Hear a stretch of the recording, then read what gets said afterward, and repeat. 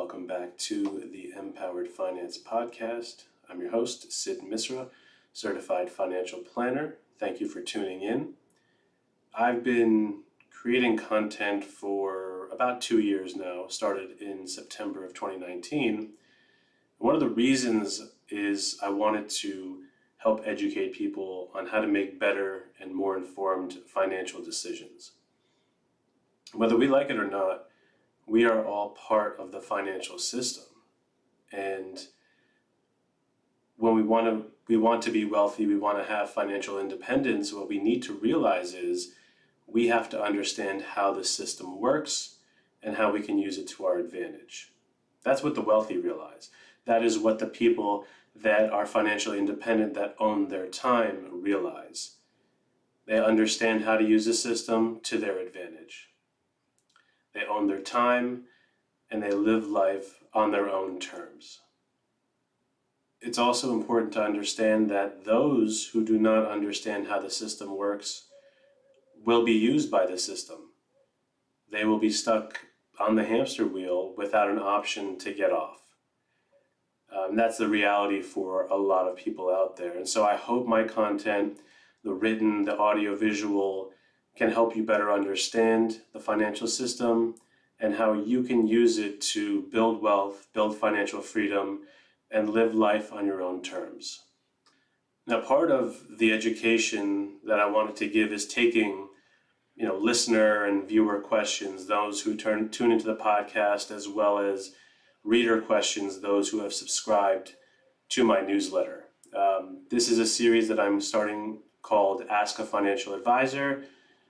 In this series, which I'm going to put out regularly, maybe once or twice a quarter, I'm going to answer questions I get directly from my viewers, my listeners, and my readers.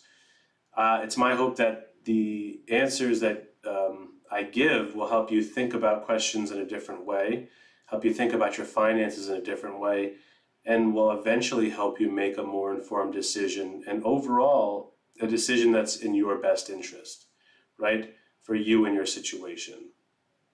So before we get started, if you enjoyed this episode, you found it valuable, please subscribe on whatever platform you're listening to, YouTube, Spotify, Google Podcasts, Buzzsprout, so you don't miss out on any new episodes when they're released. Thank you so much for tuning in, and thank you for your support. If you want to sign up for my newsletter, you can do it on my landing page. I'm going to leave a link within the description. You can just click on that, sign up for the newsletter. Also look at the old issues as well, or the old posts that I've made as well. That landing page just explains a little bit about me, who I specialize in working with, and as an area to sign up for the newsletter, as well as a podcast player to play any of the episodes that I previously recorded. So again, thank you so much for your support. I really do appreciate it. And let's get into these listener questions here. They're really good ones. So the first one, I'm just going to read this here. We own a home and we are 5 years into a 30-year mortgage. We are currently paying more than our monthly payment to finish off the debt early. Should we be investing that money rather than paying extra and trying to pay off the mortgage early? That's a really, really great question. That's one that we get asked by clients all the time. That's one that we get asked in general. People who know us as financial advisors have asked us in passing, hey, should I be doing this? So this is a really good question. It pertains to a lot of people out there who own homes, who have a mortgage. What should we be doing with this extra money? Should I pay off my mortgage or invest it in the market? So in my opinion, there's two ways to look at this. The first one is just a purely numbers perspective, okay? Let's take a look at your mortgage, the interest rate, and how many years you have left on it, right? How many years are remaining on that? Is it better to pay extra into something that's charging you that interest rate, whatever it may be? Or can you benefit by finding something to invest in that will generate a return that's higher than your mortgage interest rate? And what I mean by that is this. Let's take a look at the average 30 and 15-year fixed rate mortgages. Now this is from bankrate.com, their current mortgage interest rates. So the average 30-year fixed interest rate is about 3.21%.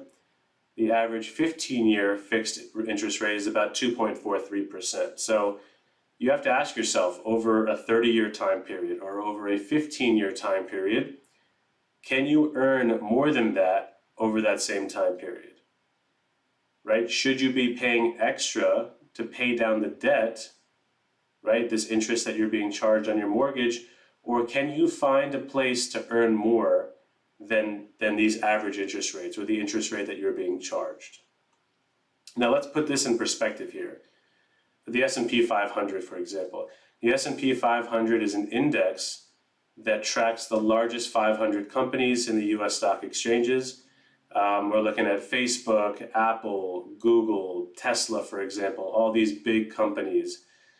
What is the average return of the S&P 500 over the past 30 years? Well, according to SoFi, the average return is about 10.72%. Now, I couldn't find a 15-year number, but the 10-year number for the S&P, according to Business Insider, is about 9.2%.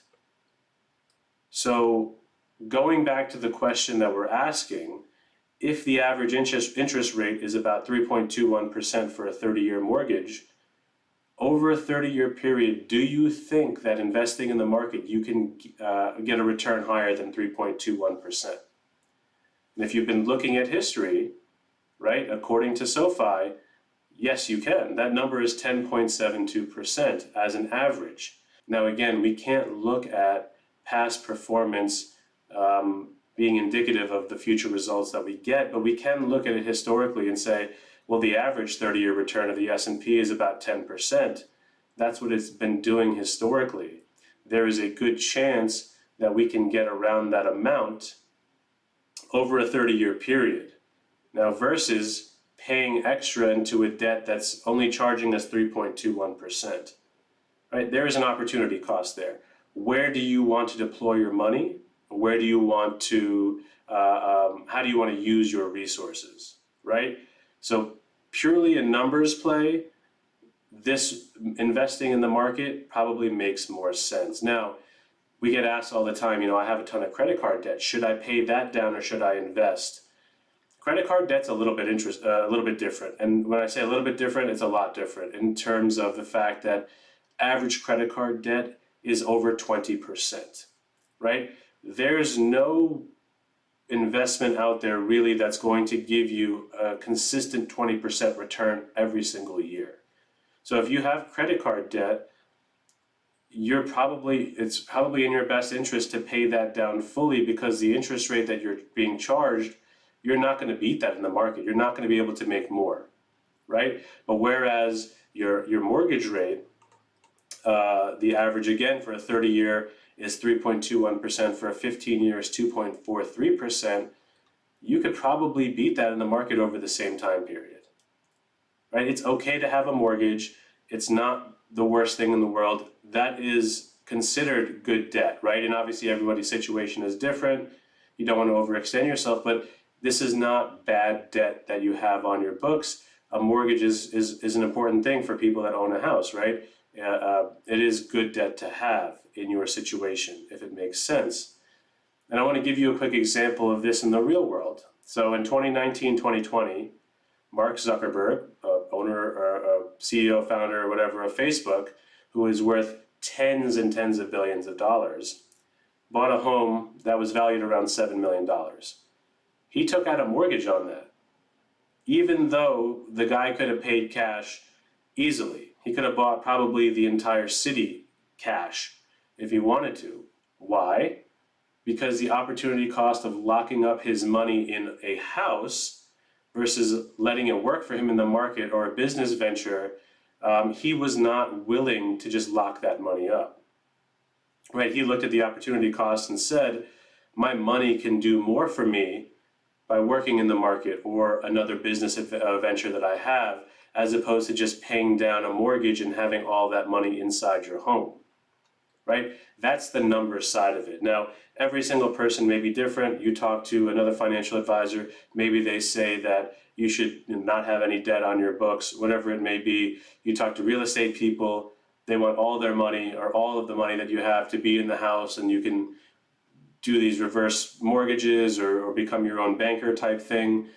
For the average person, you have to look at the opportunity cost and see, where can I deploy my money to make it work for me in the best possible way? Again, that's the number side of it. The other side is an emotions-based perspective. It's the emotions side of it, right? We are not robots. We are not computer programs. We are human beings that have, emotions and history with money, and, how we were raised in a relationship with money that has deep roots in how we operate and how we do things. So some people just like having the idea of not having any debt, any sort of mortgage payment, any sort of car payment, whatever it may be, try to pay it off in full and have no debt at all. Some people like to build up equity in their house to have the opportunity to borrow from that later. One of the things that we ran into last year during 2020, when, in the height of COVID, in the height of, being locked in and locked down and not having any control, is people wanted to try to get control back, right?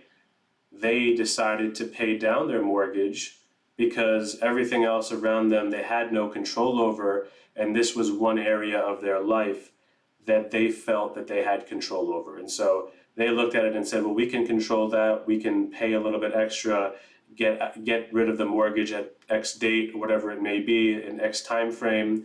And so for them, it was a control thing. And again, that's not a numbers play, that is emotions and the relationship with money and, just being a human being. And I want people to understand there's no right or wrong answer here, but there is a right or wrong answer for you and for your context and your situation. So what may work for somebody else may not work for you. What works for you may not work for somebody else. The advice that I'm giving here on how to think about it and how to look at it, it may not work for you.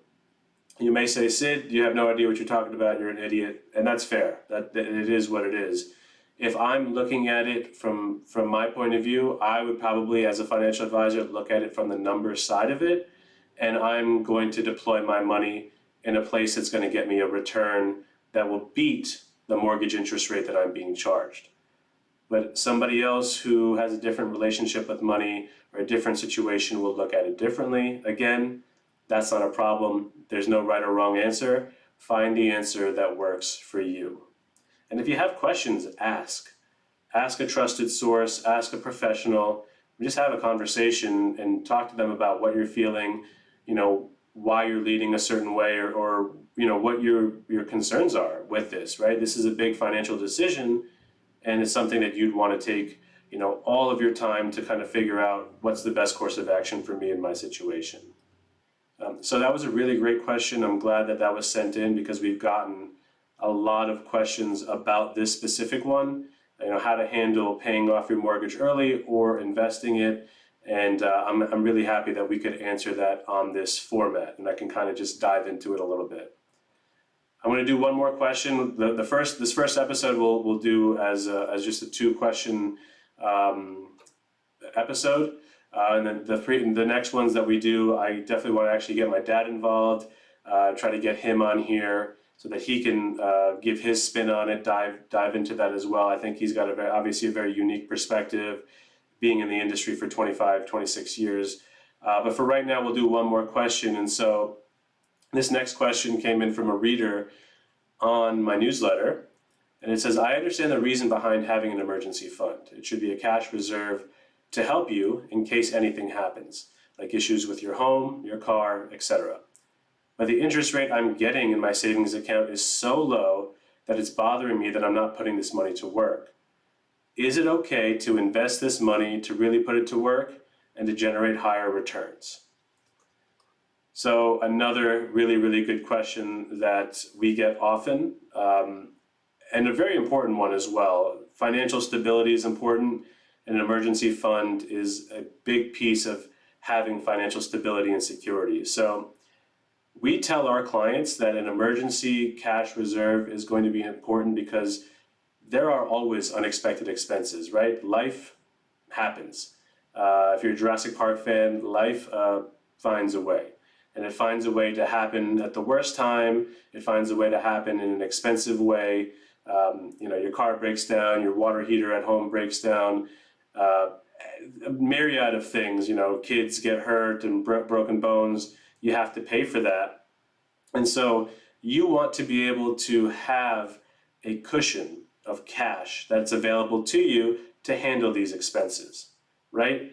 You want to be able to pay it off in full, whether it's in cash, you're just handing over the cash or a check, or if you put it on your credit card, to be able to pay that off in full and not carry a balance. And that is the importance of having an emergency fund. And we tell our clients that you want to have enough cash on hand to cover between 6 and 12 months of expenses.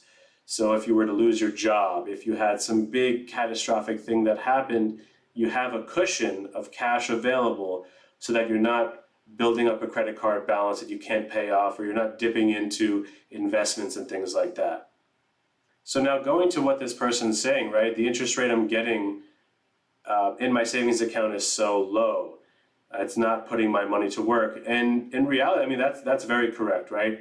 The national average interest rate for savings accounts is approximately 0.06%, right? 0.06%, not even 1%, not even 0.5%, 0.06%. Now, inflation this past year has been, close to 5%, above 5%, the national average between 2 and 3%, give or take. So, yeah, right off the bat, you are losing purchasing power to inflation by keeping your money in a savings account.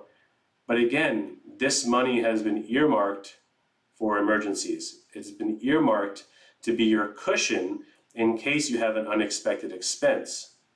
You don't want to not have this reserve and have to, possibly put this on a credit card where you may build up a balance and the average, interest rate that you're going to be charged on a credit card is going to be over 20%. That's a lot of money that you're going to be charged on that. You don't want to carry a balance on your credit card. Another is you don't want to have to sell an investment to be able to cover the cost, right? In the worst case scenario, if you've gone through your emergency fund and exhausted all the other resources, yes, you have your investments there, but right off the bat, to sell an investment, to possibly get hit with taxes, to possibly sell out of a position that you don't want to for potentially a loss, that's not what you want to be doing. You want to have your money liquid. You want it to be safe. What does that mean, right? Liquid means that it's easily accessible. Your savings account, your checking account, you can go to the bank, immediately get it. You can go transfer it to wherever it needs to go. And liquid also means that it holds its value when you're trying to take it out. Again, if you try to sell out of an investment position, you don't know if that position is down, right, at the time that you need the money. You could need the money and have to sell out at a huge market low like last year in March.